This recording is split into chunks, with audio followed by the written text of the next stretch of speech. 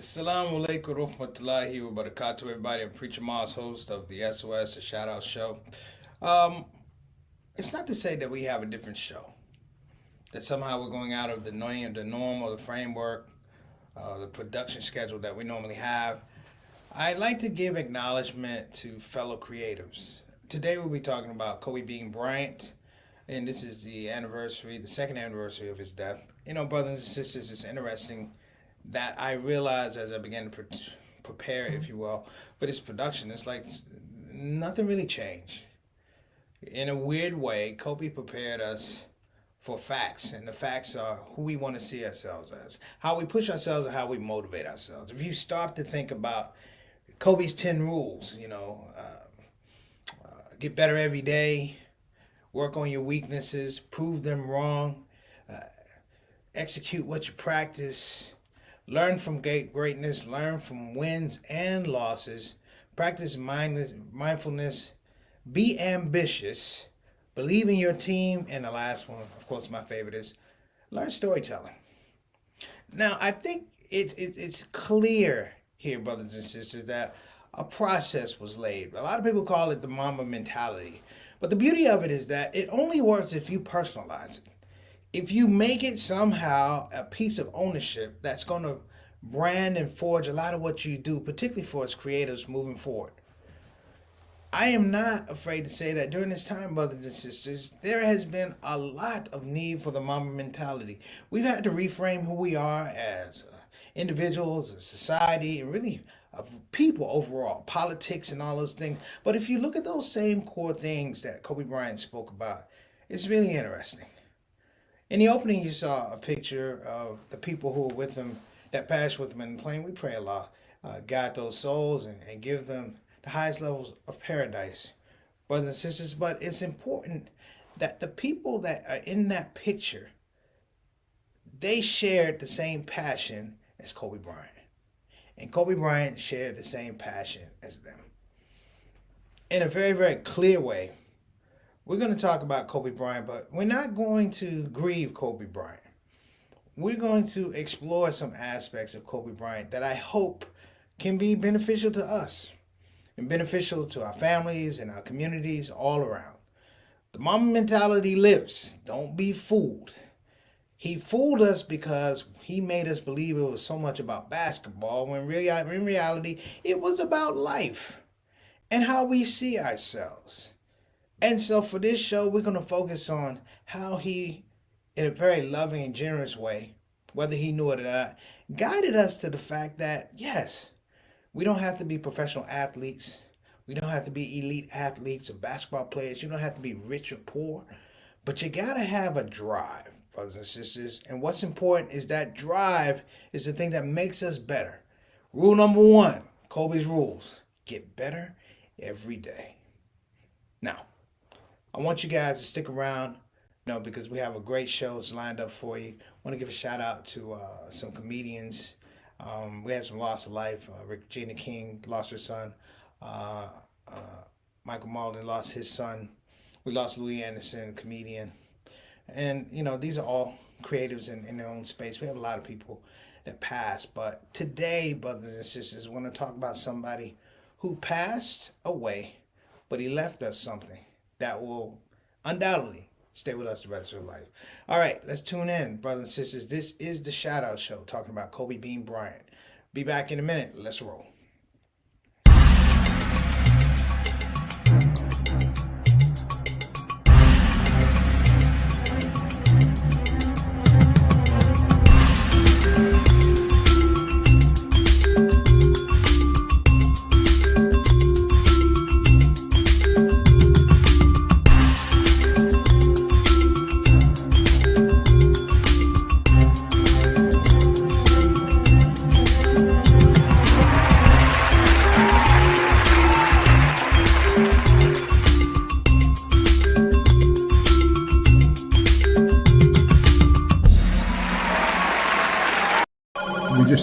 We just need help. Imagine if there wasn't an olive branch. Muslim Family Services at your command. The people who help people have to say, We need your donations, don't delay. We all have struggles from time to time. But leaders dedicated is what you find. Before another person sheds a tear. Support Olive Branch, you don't have to fear. Olive Branch Muslim Family Services. Action you can see, compassion you can feel. Sing it with me. Ooh.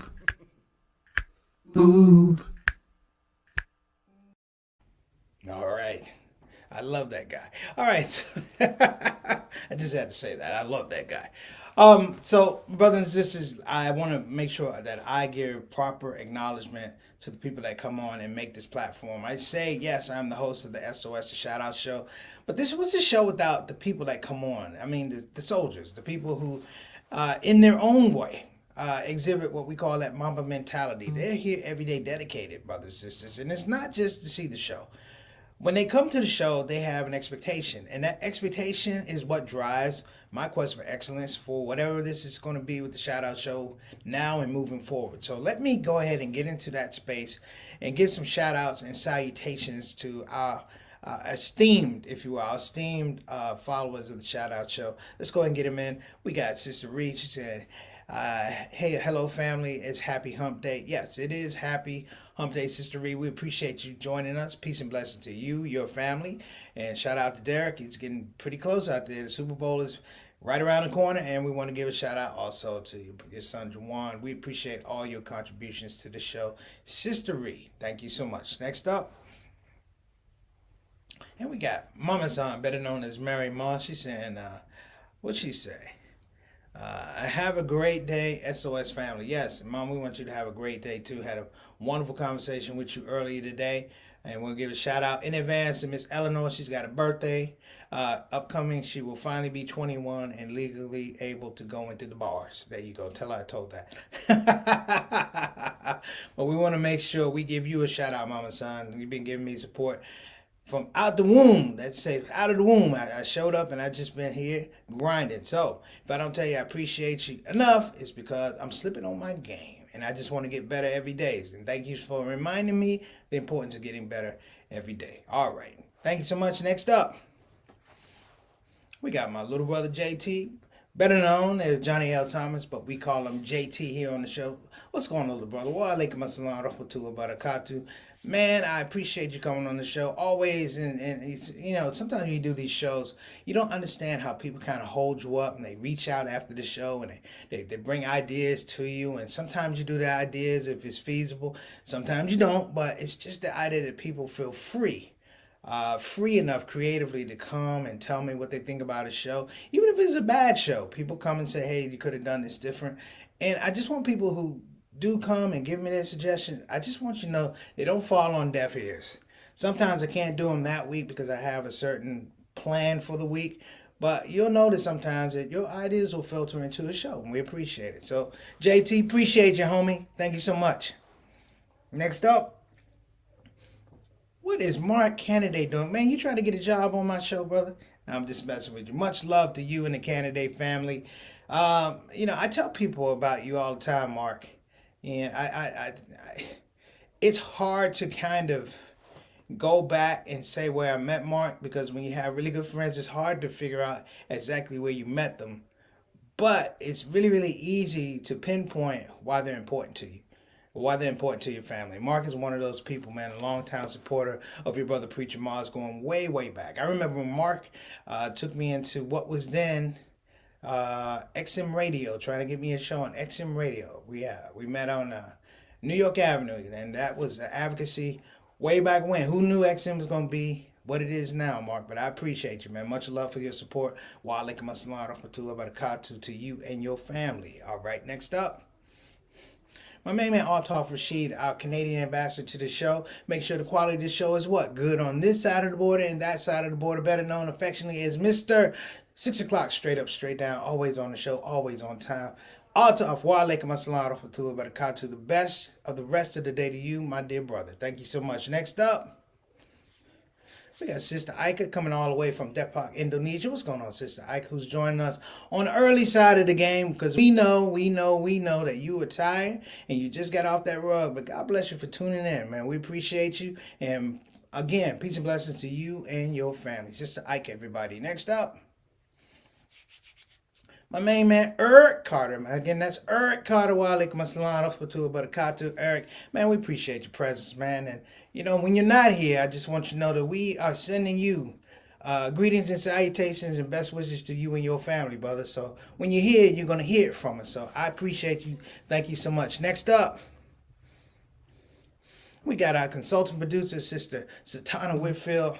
Working hard, brothers and sisters. Work hard on the 1 and 2s and trying to make sure that we get this thing right for you. If you notice, we're trying to tighten this program up just a little bit, and I am excited. It's fun to talk about the program on this day where we're talking about Kobe Bryant and the Mamba Mentality, because one of the things I love is, work on your weaknesses. Work on your weaknesses. That gets me thrilled, brothers and sisters. And he had something else. It's one in his 10 rules, but I love this thing. It says, be productive early. Be productive early. Learning what works for you early in the process is gold, brothers and sisters. So we want to make sure we do that. So, Sister Satana, thank you so much. So let me frame a Kobe Bryant story. A small one. Kobe Bryant started a company called Kobe Inc. And Kobe Inc. was something that he started while he was still in his playing years. The thing about Kobe Inc. was that he had expressly formed his company to be able to secure information, secure talent for what would be his transition after he finished playing professional basketball. Now, we all work on our transitions. We all do. We all have our ups and downs and transitions, how we go from one place to one. But it's interesting to know that at his level, and at his level, and I want to say stature of prestige in basketball and business, what was interesting was he essentially started a company and he brought people in that treated him, for the most part, like an intern. They were there specifically for him to learn.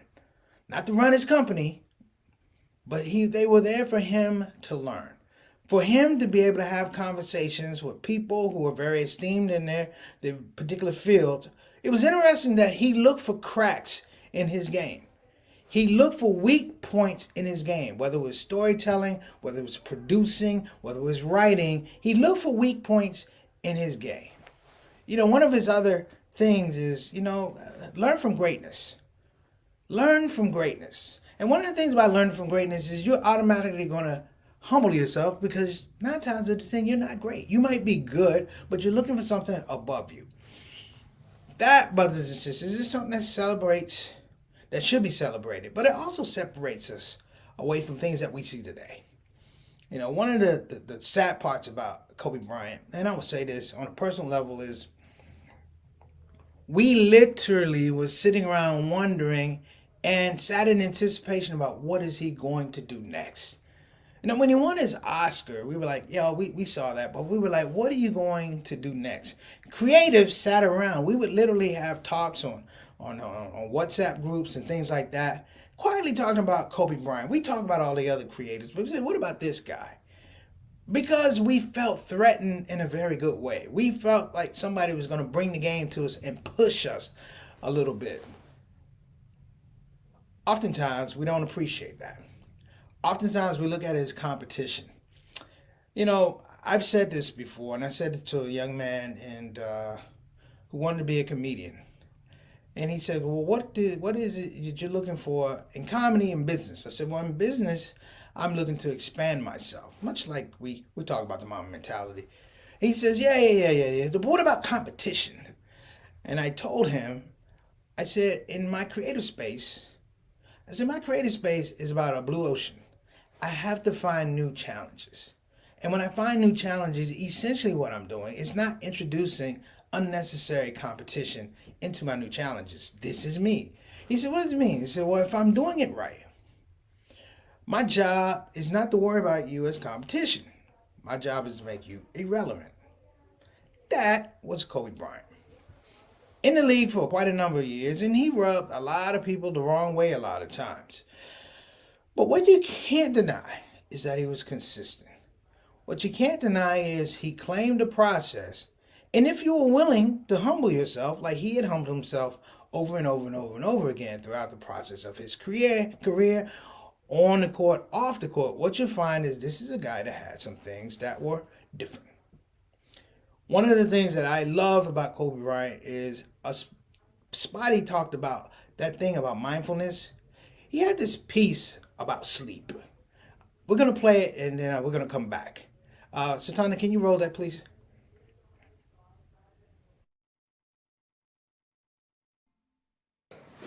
Let's get to it. Lesson 1, you get an additional 30 minutes of sleep a night. Take it as a challenge. Try to find that space, quiet your mind, and get your 30 minutes of sleep. And you'll see it makes a really, really big difference.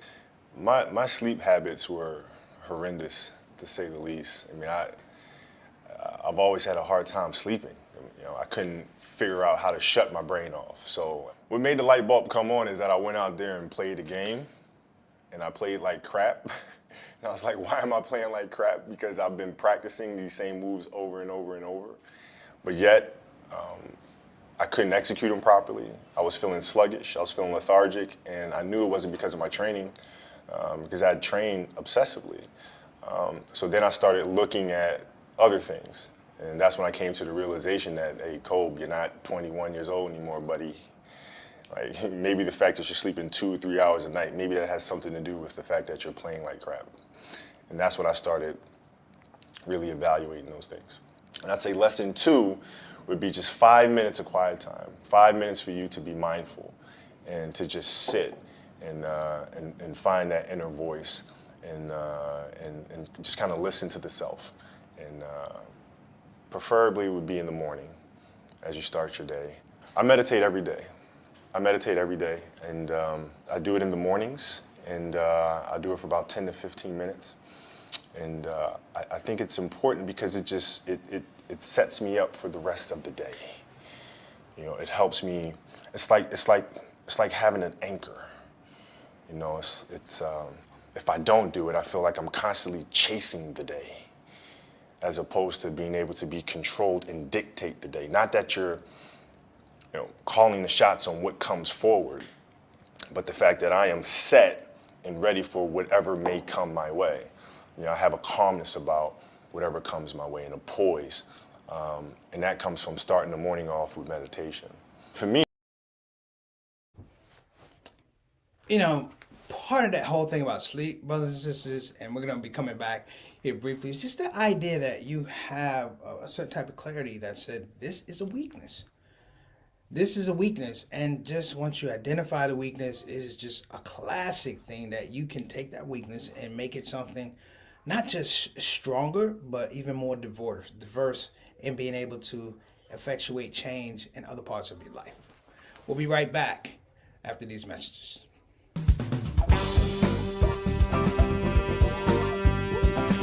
Hey, babies. Welcome to Radio WCUC, Convenient Urgent Care, home of the smart patient. This is DJ What It Do. You know what time it is. It's the top of the hour, and the request lines are open. You know what you want to hear. I know what you want to hear. Operators are waiting. I just got to hear, don't get the COVID. Don't get the COVID. Put your mask back on. The Delta COVID, more contagious than before. Don't get the COVID. Go on and get the vaccine. You know that it can keep you safe, and your people living up in your space. Don't get the COVID. You need to wash your hands. The Delta COVID is more deadly than before. Don't get the COVID. Go on and get your vaccine. You know that it can keep you from dying. Don't leave your family all alone and crying. Don't get the COVID. We invite you to join our fight against COVID and against misinformation. It's time to listen to the doctors and trust the science. When I think of people dying that don't have to die, it makes me sad. Now's the time to be sober. Together we can make this thing over. Let's fight the COVID.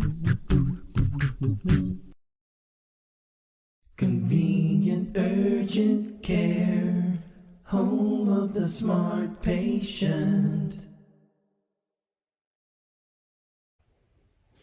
All right, we're back. Thank you for that message from Convenient Urgent Care. Listen, and if you really, really want to examine the core of a person, it's interesting to see how people act and carry themselves when they have controversy or they have trials and tribulations.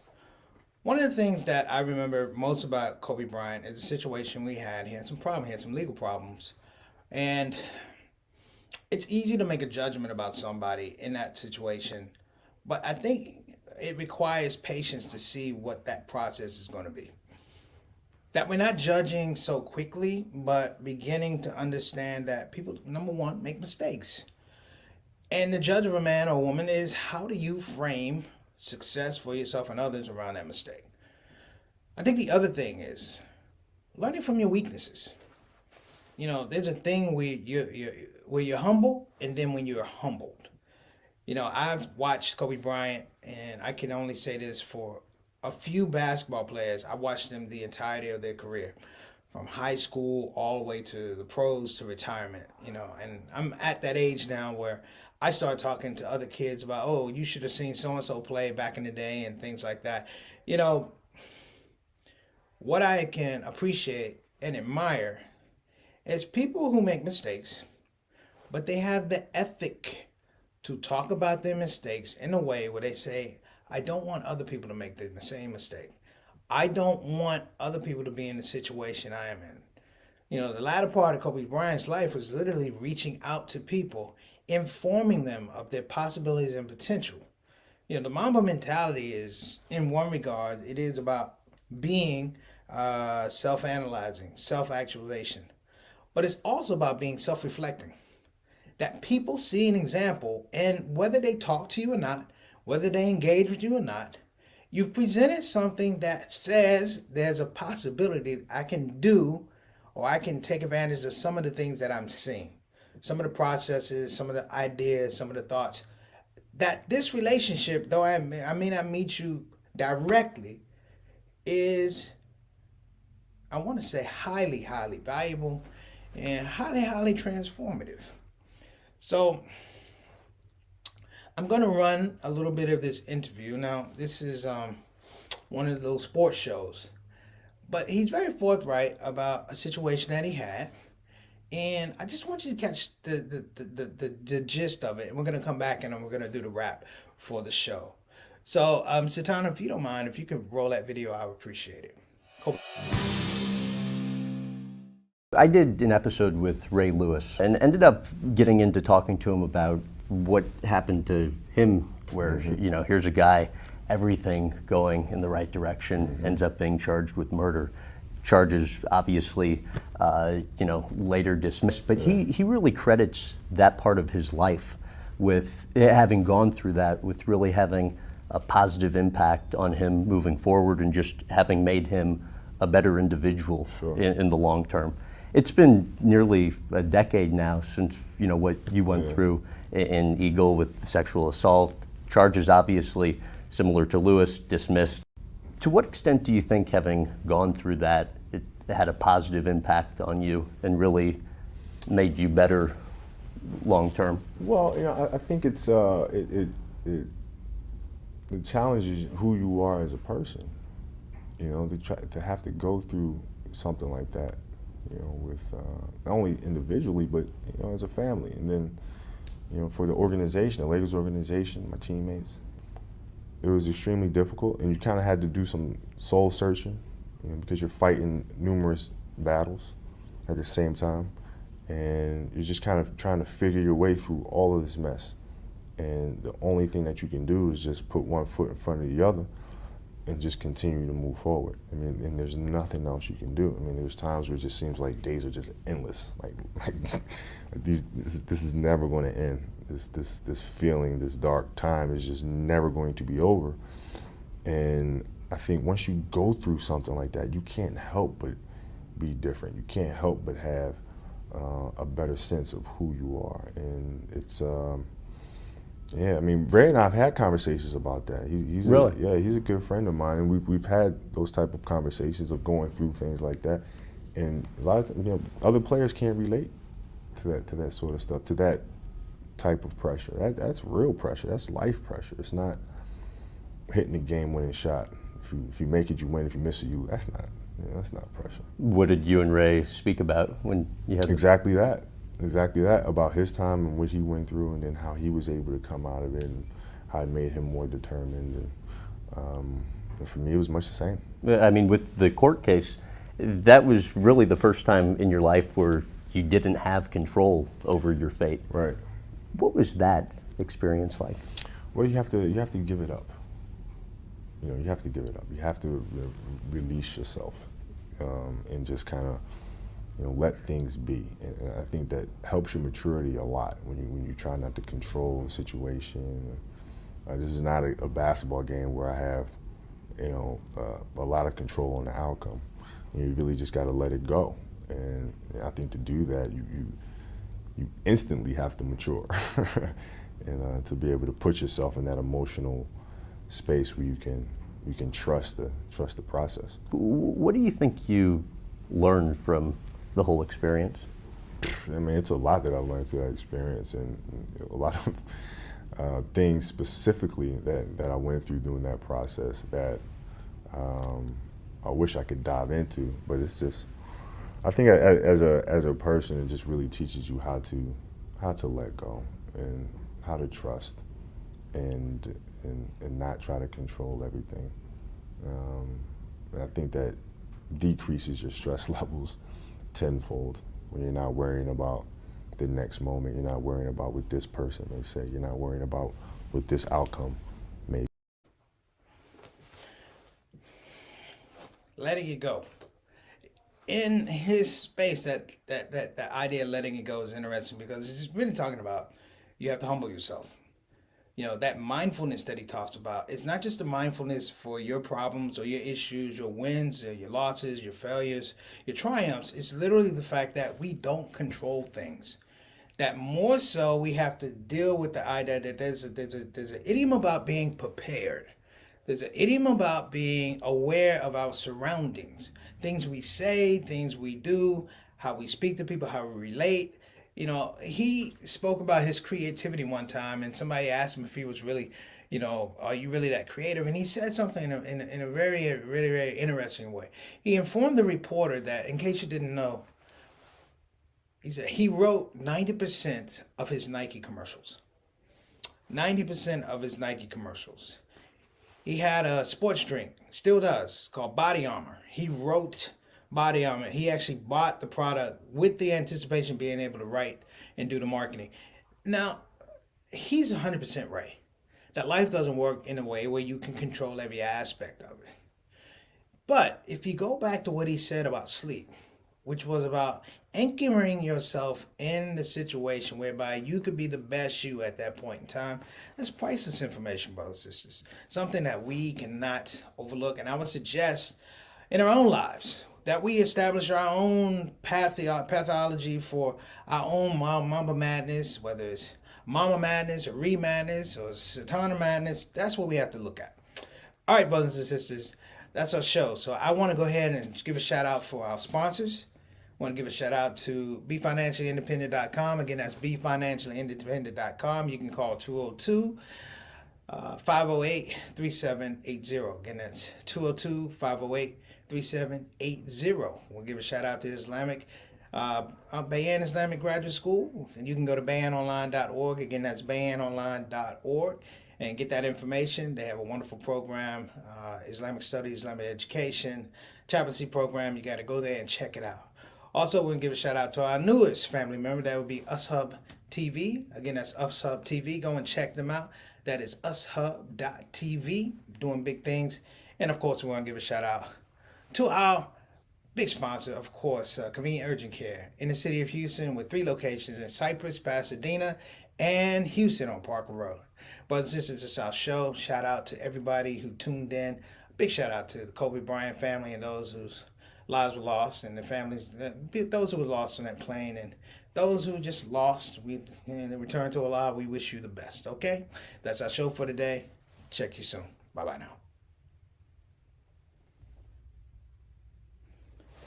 Well, family, that's it for our show today. One of the reasons I felt compelled to make this video, because I noticed when an event is over, Muslims don't know when to leave. So if you're sitting there in front of your television going, that was fun, that was enjoyable, what do I do now? This is me telling you to leave. You know why? Because the show is over. I already left. I taped this before I made it. So you have permission to leave.